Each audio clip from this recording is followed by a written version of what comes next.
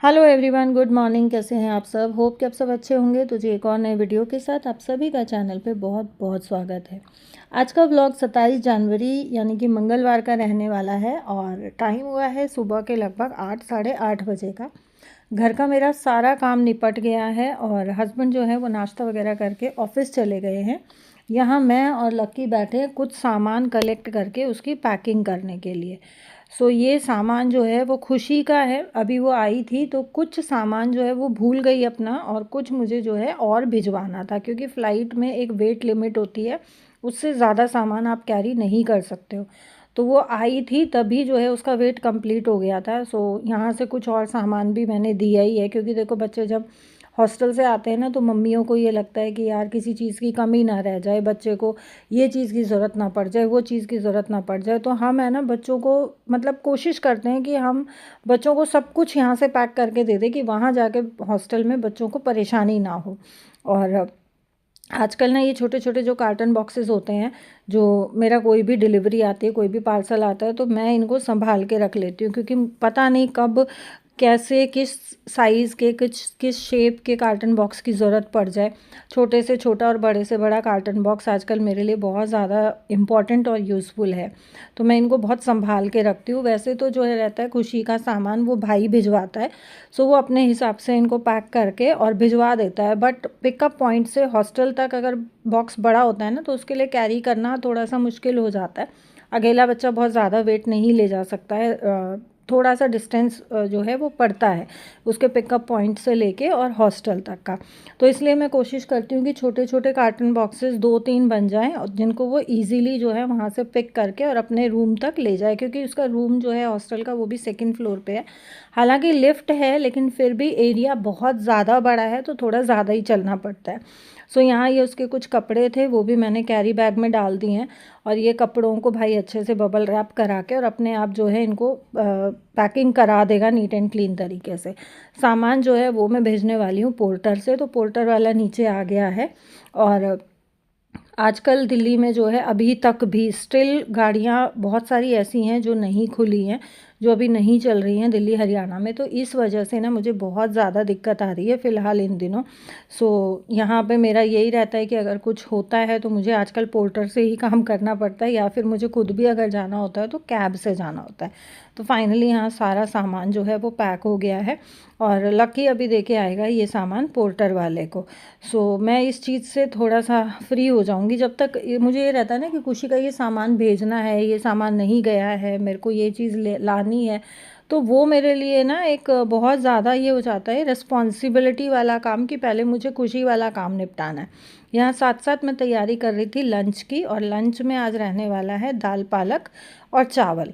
तो दाल पालक मैं जब भी बनाती हूँ ना, मैं दाल के साथ पालक नहीं उबालती हूँ, मैं अलग से टमाटर और हींग जीरा वगैरह डाल के और पालक पकाती हूँ। अगर लहसुन और प्याज डालना है तो उसके साथ भी हम पका सकते हैं, बट दाल जो है वो मोस्टली मेरी जो है लहसुन वगैरह मैं नहीं डालती हूँ, हींग जीरे में ही बनाती हूँ, क्योंकि दाल सिंपल ही ज़्यादा अच्छी लगती है।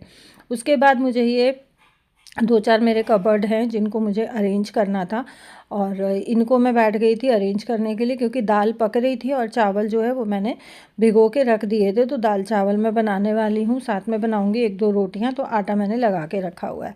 यहाँ पे जब तक मेरा दाल वगैरह का काम निपटता है और चावल वगैरह का काम निपटता है, तब तक मैं अपने ये जो कबर्ड्स वगैरह हैं इनको मैं अच्छे से क्लीन कर लूँगी। कुछ मैं सीड्स लेके आई थी, कुछ बॉक्सेस मुझे रिफ़िल करने हैं, वो मैं रिफ़िल कर लूँगी। ये थोड़े थोड़े ना सौंफ और वो बचे हुए थे मिश्री, तो इनको मैंने मिक्स कर दिया है। मिक्स करके और इनको मैं छोटे कंटेनर में ट्रांसफ़र कर दूँगी, क्योंकि सौंफ मिश्री ना मेरे हस्बैंड खाते हैं खाना खाने के बाद। उनके लिए मुझे ये मिक्स करके रखना पड़ता है। यहाँ पे और फिर ये रहता है कि यार अगर मिक्स करके रखा हुआ है, कोई बाहर का भी आया है तो वो भी ले लेता है, हमें भी चाहिए तो हम भी ले लेते हैं। सौंफ वैसे भी गले के लिए काफ़ी अच्छी होती है। सौंफ चबानी चाहिए और खानी चाहिए, डाइजेशन के लिए भी अच्छी होती है और गले के लिए भी अच्छी होती है। कुछ मैं ये सीड्स लेके आई थी, तो इनको सीड्स को भी मैं ये जो कांच के मेरे पास कंटेनर्स हैं इनमें ट्रांसफ़र करके और रख लूँगी, क्योंकि कंटेनर में जब हम डाल देते हैं ना तो वो यूज़ हो ही जाते हैं, और पैकेट में पड़े रहते हैं तो फिर वो यूज़ नहीं होते हैं, वो ऐसे ही जो है एक्सपायर हो जाते हैं और उसके बाद वो फेंके ही जाते हैं। यहाँ पे मैंने ये मगज हैं जो वाटरमेलन सीड्स होते हैं, मेलन सीड्स होते हैं, और पम्पकिन सीड्स हैं वो दोनों ही मैंने अलग अलग कंटेनर्स में डाल लिए हैं। ये मैंने मंगाए थे ऑनलाइन, क्योंकि मेरे ख़त्म हो रखे थे। तो हलवा बनाओ या कोई मिठाई विठाई बनाओ या लड्डू वगैरह बनाओ तो उसमें ये सीड्स डालो ना, बहुत हेल्दी भी रहते हैं और अच्छे भी लगते हैं। सो यहाँ मैंने जब तक अपने कबर्ड्स वगैरह किचन की थोड़ी डीप क्लीनिंग करी तो मेरा खाना बन के रेडी हो गया है। सो ये है हमारा आज का लंच, दाल रोटी चावल, और साथ में मैंने काटा है सैलड, खीरे और बीट रूट का। और दाल में अगर घी डाल दो ना तो टेस्ट बिल्कुल बहुत मतलब एनहेंस हो जाता है और मज़ा आ जाता है खाना खाने में। तो इतना बढ़िया खाना खाने के बाद मैं सो गई थी, और उठने के बाद मैंने अपने कुछ एक काम किए, डिनर विनर की तैयारी करी। अंधेरा हो गया था, फिर मुझे एकदम से याद आया कि यार बाहर मेरा ना कपड़ों का स्टैंड रखा हुआ है, तो रात को मैं कपड़े बाहर नहीं छोड़ती हूँ। और दिन छिपने के बाद वैसे हमें कपड़े नहीं छोड़ने चाहिए बाहर, क्योंकि रात को ना अंधेरा होने के बाद जो नेगेटिव एनर्जीज़ होती हैं वो एक्टिव हो जाती हैं। सो जो हमारे पहनने के कपड़े होते हैं अगर वो रात को बाहर रह जाते हैं ना, तो हमारे कपड़ों से, हमारे कपड़ों के थ्रू हमारी बॉडी में नेगेटिव एनर्जीज़ जो है वो एक्टिव हो जाती हैं और नेगेटिविटी हमारे ऊपर हावी हो जाती है। मतलब हमारी पॉजिटिव जो एनर्जीज़ होती हैं उनसे ज़्यादा जो हमारी नेगेटिव एनर्जीज़ होती हैं वो एक्टिव होती हैं। तो कहीं ना कहीं पॉजिटिविटी आपकी दब जाती है, ऑरा आपका वीक हो जाता है। मतलब ये चीज़ है कि अपना अगर ऑरा आपको स्ट्रॉन्ग रखना है, ऑरा वीक नहीं करना है, तो बहुत छोटी छोटी चीज़ें ऐसी होती हैं जो हमें ध्यान रखनी चाहिए, जिनको हमें फॉलो करना चाहिए। जो मैं फॉलो करती हूँ वो मैं आप लोगों के साथ ज़रूर शेयर करती हूँ। इसमें कुछ एक कपड़े अभी भी सीले थे तो उनको मैंने पलट के जो है वो फैला दिया है। और इसके बाद मैं आ गई थी रूम में। यहाँ मैंने दिन में जो कपड़े उतारे थे, ये कपड़े मैंने सुबह धोए थे। स्टैंड वाले थोड़े हल्के सीले थे तो मैंने बाहर छोड़ दिए थे, बाकी के मैं उतार लाई थी और साथ साथ मैंने कर दिए थे ये तय। सो यहाँ पे जो है इन कपड़ों को अब मैं अपने अपने जिसके भी हैं उनके कबर्ड्स में अरेंज करूँगी, और जो प्रेस के कपड़े रहेंगे उनको मैं प्रेस के लिए बांध दूँगी। सो ये जो कपड़ों का काम होता है ना, ये मैं मोस्टली रात को ही करके सोती हूँ। जैसे ड्राइंग रूम साफ़ करना हो गया, इस वाले रूम में हम लोग सिर्फ कपड़े रखते हैं, कपड़े फोल्ड करते हैं, यहाँ कोई सोता नहीं है। तो ये बेड सिर्फ इसीलिए काम आता है। लेकिन इस बेड को क्लीन करना हो गया, कपड़ों का काम हो गया, किसी के कबर्ड्स अरेंज करने हैं वो हो गए, क्योंकि इस टाइम पे ना लकी पड़ता रहता है। हस्बैंड अगर ऑफिस से आ जाते हैं तो वो अपना कॉल वगैरह उनकी चलती रहती है लेट नाइट तक। सो मैं फिर अकेले क्या ही करूँ, तो मैं अपना इन सब कामों में लगी रहती हूँ। तो ये रहता है कि मेरा जो है रात को ही ये सब काम निपट जाता है, सुबह के लिए मेरे पास कम प्रेशर रहता है काम के लिए।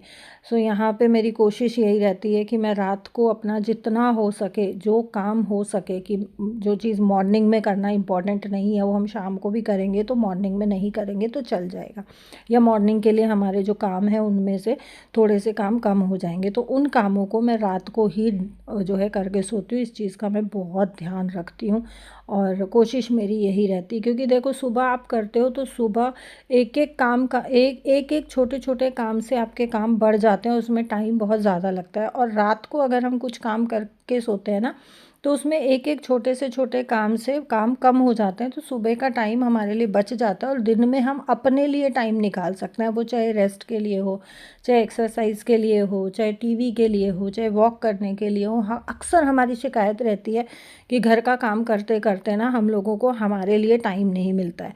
तो टाइम कैसे निकालना है, हमें टाइम मैनेजमेंट कैसे रखनी है, अपना शेड्यूल किस तरीके से मैनेज करना है, वो चीज़ सबसे ज़्यादा इम्पॉर्टेंट होती है कि आप अपने कामों को किस तरीके से मैनेज करते हो। कई बार हम क्या सोचते हैं कि यार जैसे हमारा ये बेड यूज़ नहीं हो रहा है, तो सपोज़ बेड पड़ा है, साफ़ करना है, तो कई बार दिमाग में आता है छोड़ यार, सुबह जब सारे घर के बाकी के बेड साफ़ होंगे, बाकी क्लीनिंग होएगी, इसको तभी कर लेंगे। तो वो एक बेड अगर मैं रात को साफ़ करके सो जाऊँ तो एटलीस्ट वो जो 5-7-10 मिनट लगनी है वो सुबह के काम में मेरी कम हो जाएंगी। तो ये चीज़ ना बहुत ज़्यादा ज़रूरी है कि आप किस तरीके से टाइम मैनेजमेंट करते हो, आप किस तरीके से अपने कामों को शेड्यूल करके चलते हो। ये पूरे तरीके से हम पे ही डिपेंड करता है कि अपने लिए हमें टाइम कैसे निकालना है, कब निकालना है और कहाँ से निकालना है। तो जी यहाँ जो है सबके कपड़े मैंने लगा दिए और प्रेस के मैंने बांध दिए। हस्बैंड का वार्डरोब थोड़ा सा शफल हो रखा था, तो इसको मैं साथ साथ अरेंज कर लूँगी, क्योंकि इनके ऑफिस के कपड़े रहते हैं ना, तो इनके जो है कबर्ड में ना थोड़ी सी स्पेस मुझे कम लगती है और इनके कपड़े बहुत जल्दी शफल हो जाते हैं, क्योंकि आदमियों का क्या रहता है ना, नीचे से एक निकालेंगे तो ऊपर के सारे लुढ़का देंगे और ऊपर से उठा के पहनना होता नहीं है, निकालने इनको नीचे से ही होते हैं। सो ये मुझे वीकली जो है मुझे साफ़ करना पड़ता है। कई बार होता है कि वीक में 2 बार 3 बार भी मुझे साफ़ करना पड़ जाता है।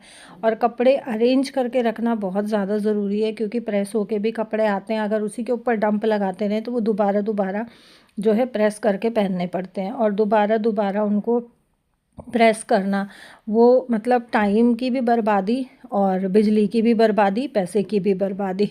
तो उससे बेटर ये है कि मैं हफ्ते में 1 बार 2 बार जो है ये कबर्ड इनका अरेंज कर दूँ।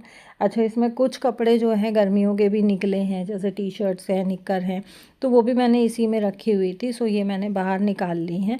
और बैग जो है ये अभी लास्ट वीक गए थे किसी केस के सिलसिले में आउट ऑफ दिल्ली, तो ये बैग ये लेके जाते हैं। तो जब लेके जाते हैं, जब इन्होंने जाना होता है, तो मैं इसको निकालती हूँ, नहीं तो मैं वापस से इस बैग को फ़ोल्ड करके और बेड में रख देती हूँ। क्योंकि बहुत ज़्यादा चीज़ें जब हम बाहर रखते हैं ना, तो हमारे घर में क्लटर मच जाता है।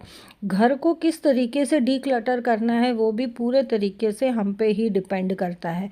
देखो, हम सोचते हैं कि घर का हर इंसान इस चीज़ के बारे में सोचे, घर में हर कोई इस चीज़ में हमारी हेल्प करे, करनी चाहिए, सोचना चाहिए, बट नहीं सोचते हैं। ना तो बच्चे सोचते हैं, ना हस्बैंड सोचते हैं। किस किस के साथ ऐसा होता है, प्लीज़ मुझे ज़रूर बताना।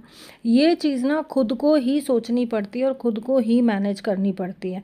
बच्चों को ये है कि आप बोल के करवा सकते हो कि भाई ये चीज़ यहाँ रखो, ये चीज़ यहाँ रखो, इसको यहाँ नहीं रखो, इसको अपने कबर्ड में रखो, तो बोलने से बच्चे कर देते हैं। लेकिन खुद से तो बच्चे भी नहीं करते हैं। जब तक आप बच्चे को नहीं टोकोगे ना, तब तक बच्चा खुद से नहीं करता है। और हस्बैंड से तो उम्मीद ही नहीं होती है। किसी किसी के हस्बैंड ऐसे होंगे कि वो अपनी चीज़ें जगह पे रखते होंगे या अरेंज करके रखते होंगे या चीज़ों को मेंटेन करके रखते होंगे, बट मुझे लगता नहीं है कि किसी भी गृहिणी को या किसी भी औरत को ये सौभाग्य शायद प्राप्त हो। और अगर आप में से किसी को है तो प्लीज़ बहन मुझे मेरे साथ ज़रूर से शेयर करना कि कौन बहन इतनी लकी है कि जिसके हस्बैंड जो है बिल्कुल अपनी चीज़ों को ऐसे मेंटेन करके रखते हैं, अपने कबर्ड को ऐसे मेंटेन करके रखते हैं कि इधर से उधर टस से मस कोई भी चीज़ नहीं होने देते हैं। तो यहाँ मुझे इस बेड की बेडशीट बदलनी थी, बेडशीट भी मैंने साथ साथ बदल दी है। और आप देखो मेरा ना ये वाला रूम बिल्कुल क्लीन हो गया है। बेड पे भी साथ साथ मैंने जो बेडशीट उतारी है वही लगा दी थी, तो सुबह मुझे इसकी डस्टिंग करने की भी ज़रूरत नहीं है। और एक बार अभी कपड़ा ना टीवी पैनल पे और ड्रेसिंग टेबल पे भी मैं साथ साथ लगा दूँगी, तो इस कमरे की डस्टिंग भी मेरी साथ साथ हो गई। तो सुबह मुझे इस कमरे में तो घुसने की ज़रूरत ही नहीं पड़ेगी। तो इस कमरे का जो ये मेरा अभी का 10-20 मिनट का टाइम था वो बच गया। सो इस तरीके से मैं अपने कामों को मैनेज करती हूँ, दिन हो या रात हो, सुबह हो या दोपहर हो। मैं ये नहीं देखती हूँ कि यार ये काम का टाइम अभी है या अभी नहीं है। किसी भी काम के लिए कोई भी टाइम नहीं होता है। जब आपको टाइम मिलता है या कोई काम दिखता है, आप तुरंत उसी टाइम उस काम को कर लो। अगर हम टाइम देख के काम करेंगे ना, तो हमारे काम कभी भी ज़िंदगी में ख़त्म नहीं होंगे। तो जी ये था मेरा आज का वीडियो। होप कि आपको पसंद आया होगा। अगर पसंद आया हो तो प्लीज़ वीडियो को लाइक और शेयर करें। जो फर्स्ट टाइम मेरे चैनल पर विज़िट कर रहे हैं, प्लीज़ चैनल को सब्सक्राइब कीजिएगा। Thank you so much for watching.